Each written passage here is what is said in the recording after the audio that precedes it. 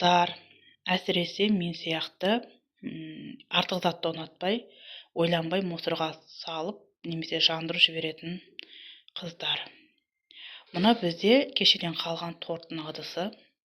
Мен бұны лақтырып жібергем. Бірақ анам қайтаран әкеліп, жуып қойыпты. Анама ұрыстым, мусор ғой лақтырыңызшы деп. Бірақ анам өзіме ұрысты. Сөйтсем, анам бұған бауырсақ салады екен, чебурек, булочка, печенье, нан салады екен деп бетін жауып қояды. Анам айтқам ғой, ой, мама ыдысын сатып алып берем. Әй, ақшамды құрта берме дейді. Жетеді осы да дейді. Сөйтсем, бұның пайдасы көп екен ғой, біз тек қана торттың ғана бетіне жабамыз ба десек. Сөйтсек, үйде бұндайдың 50-і бар екен.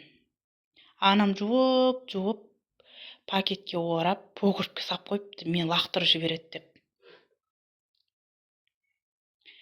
Сөйтсем айтады, әй, ана бір әпкеміз, мына көршілер бірден кеп пісіріп кел десе, осы ыдысқа саламыз, бетін жабамыз да апарып береміз.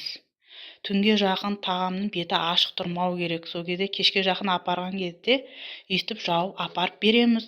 Ыдыс аяғымыз жоғалмайды, сынбайды. Рақатына жоғалса да ішін ашымайды.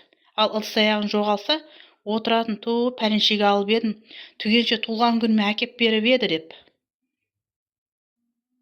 Сондықтан қыздар, видеом пайдаларыңызға жарап жатса, маған тіркеліп лайк басып, пікір жазып қалдырып кетіңіздер. Мінекей, осындай заттарыңыз болса, кәделеріңізге жаратыңыздар, лақтыра салмай. Давайте, қыздар, тағы да осындай пайдалы видеолар түсірем деген ойдамын.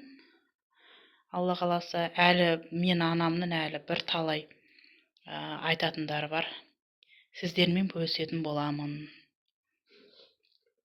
Давайте, қыздар, сау саламат болыңдар.